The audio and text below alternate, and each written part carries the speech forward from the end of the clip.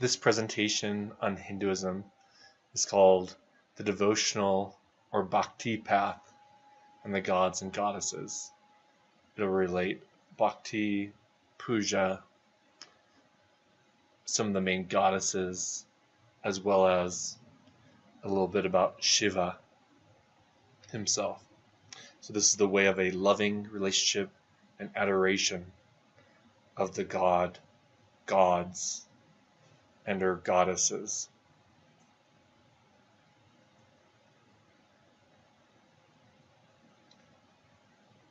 So Bhakti is the way of loving adoration that leads to blissful union. Much beautiful poetry, very romantic poetry, but poetry produced to praise God in a loving way was created from the Bhakti school or approach of Hinduism that was greatly popularized in the 7th and 8th centuries CE, so about 12, 13, 1400 years ago, although the path did not originate at this time. Rather, the Bhagavad Gita, written hundreds of years before this, speaks of the exaltation of the Bhakti way.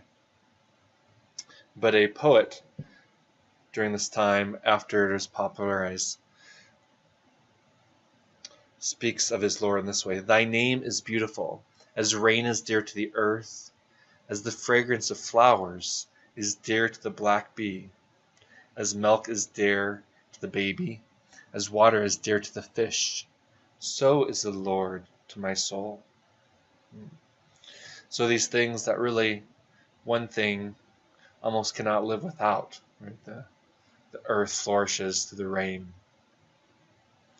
The black bee pursues the flower with all its might. The baby is sustained by milk. The fish very much needs water to live. This is the beauty of the name of the Lord to this poet named Bhakti Namdev. So Bhakti means devotion, and it's usually to a personal deity. It can be to Shiva, it can be to Vishnu, it can be to one of Vishnu's avatars, such as Rama or Krishna.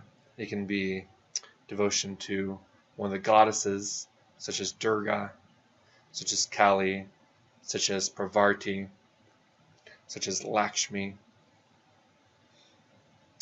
It's a way of passionate love where all your thoughts, feelings, attitudes, and actions are centered at making them a gift of loving affection to one's personal deity.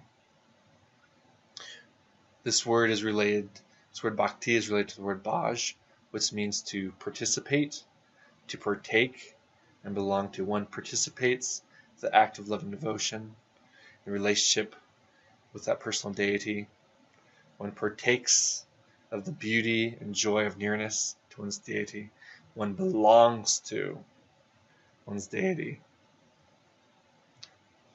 And among the writings in Hindu scriptures on the Bhakti path says that this isn't just a way of poetry, isn't just a way of prayer, isn't just a way of giving offerings in love, different gifts in honor to one's god or deity, but it's a way of guru apprenticeship. This means that one takes on a teacher who has seemed to have advanced greatly in this path of devotion to the Lord, takes that person as one's guru or teacher and follows in the way of that guru or teacher, and even imitates that guru or teacher so oneself can advance. It's a way of detachment from worldly things, egotistical things, sensual things. It's a way of compassion and a way of ethics more generally, such as honesty, respect, friendliness. It's a way of fellowship, and most of all, fellowship with good people who are also pursuing this path of spiritual development with great sincerity. It's a way of finding the Lord everywhere. So in all aspects of nature, trying to see the beauty of the Lord's light and face reflected in all faces of fellow human beings, as they're all created by one's Lord. So we have gratitude and being content and satisfied with whatever one's lot in life is. One might actively change it to some degree, but wherever one's at the moment, also not becoming too disconcerted, but being grateful and seeing the gift they're in that moment and situation. Doing everything one does for the sake of one's personal deity alone. Uttering the name of the Lord with every breath. And even dancing and singing and laughing in delight of the Lord. So delight of the Lord produces dancing. Some literal dancing was just kind of dancing inside. Singing the praises of the Lord. Laughing, being joyous, being happy. For the ecstasy of the nearness and the ever-growing nearness to one's personal God or Lord.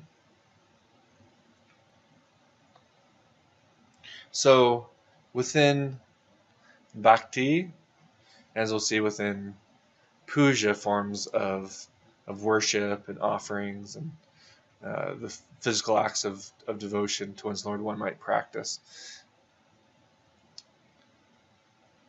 A statue often embodies or indicates the presence of one's God. So there you see the goddess Kali in that picture with her tongue sticking out and with the many arms. Now, for Hindus, the statue both is and is not the god or goddess itself. So they don't really worship the actual physical representation as the god or goddess itself, yet there's an idea that the spiritual presence, the spirituality of that god or goddess is present with that physical representation. So through that, and then there's elaborate ceremonies that take place to inaugurate a physical statue or sometimes images as making present that god or goddess. So through that god or goddess, that physical representation, one believes that they can connect with that god or goddess, and when it becomes present in a very real way, and makes when it becomes present and in the presence of that god or goddess. So you can read in the anthology, The Vision of the Mother, in which a practitioner of Bhakti yoga, a very famous yogi in the West, they have a very famous teacher of the Hindu path named Paramahansa Yogananda. He talks about going to a Kali temple and saying lots of prayers and really trying to get close to Kali and having a very personal experience of Kali being alive and communicating with him and associating with him, and he's there for hours, and he's the heat, India's scorching heat is heating up, even though it's early in the morning at first, but he's very ardently waiting for this spiritual presence, and then the doors close and he doesn't experience anything yet, and he's rather disappointed, and one of his own teachers that had mystical, amazing experiences of Kali communicating with him, and he was hoping for the same thing. He was started to say a prayer for one of his friends or loved ones, and then he has an experience where very cool air comes below his feet, and he sees Kali very alive and moving about and smiling at him, and then he gets kind of a bird-eyes view of things, and he's able to see himself extended connecting, being able to see and feel his connections with a broad geographical area, much beyond the place where he is. And so this is a very mystical experience for him that affirms the living reality of Kali, which sometimes comes and is able to communicate with her devotees via her statue or statuette. So besides temple statues, other things, natural things, non-human-like forms in nature, can indicate the presence of a god or goddess. So we have temple statues are usually have human-like forms, right? Human-like because not too many people we know have 4 or 6 arms, but gods and goddesses are often given multiple arms. But non-human-like forms. So we sometimes round stones that are just laying about will indicate the presence of a god or goddess to a Hindu. Trees, especially certain types of trees, we've already mentioned the peepal tree. There's small shrines alongside the road. Sometimes just different offerings that are laid there and continue to place there indicates that this is a place of spiritual presence.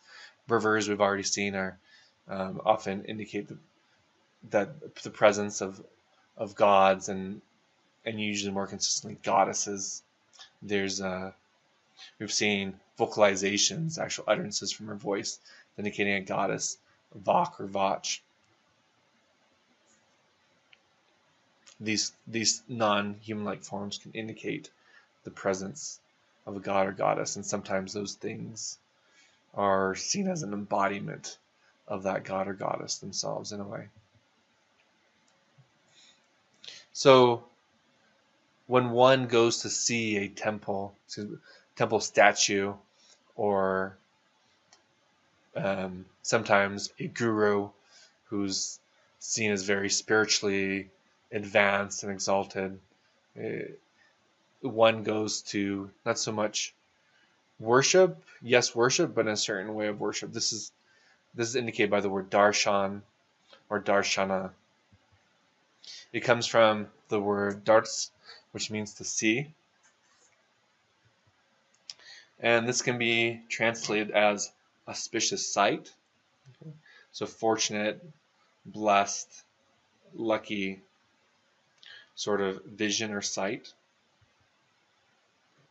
So it's usually explained in brief as seeing and being seen, or as one textbook says, interlocking gaze. So this means that one goes to the temple to not only see the god or goddess, but be seen by the god or goddess in return. So there's a sense that while one is looking, one is seeing, one is being seen back, right? There's a spiritual presence there, and that god or goddess is actually taking you in to his or her vision, and hence interlocking gaze. So think of looking deeply into the eyes of one's dear friend and them looking deeply back at you. This sort of experience, or deep into the eyes of one's romantic partner, and being fully attentive and being seen by the other. Okay? So it's understood as entering the presence or gaining an audience with the god or goddess, right? So it's even as if one has gone to see a great king or great queen. One is entering their presence, the presence of one highly exalted, highly great, highly majestic. And one is being seen by them. And even if one doesn't talk, just the fact that you're in their presence and they're seeing you is something that's experienced as a great blessing. So as I mentioned, it can be in the presence of a temple god, sometimes just a printed image of a god or goddess can be worthy for darshan or darshana, as well as a human guru, a greatly spiritually advanced Hindu teacher. In Darshan, one enters into a relationship. There's something connecting. There's an associative relationship, and there's overlapping understandings of the five senses, the five senses within a Hindu worldview, where sight overlaps with auditory faculties, and sight and auditory faculties overlap with touch. Okay, they overlap with smell and taste as well, right? So it's as if you're not just being seen, but you're also being touched in a real way by that god or goddess itself. And in this, there's an exchange of spiritual energies and blessings. Okay, so that interlocking gaze produces great blessings, great gifts, sometimes not very literal physical gifts, but something that's very helpful. Perhaps just a feeling of joy, okay, or a feeling of goodness, or a feeling of gratitude within one's heart or one's being. That's produced through this interlocking gaze of darshana.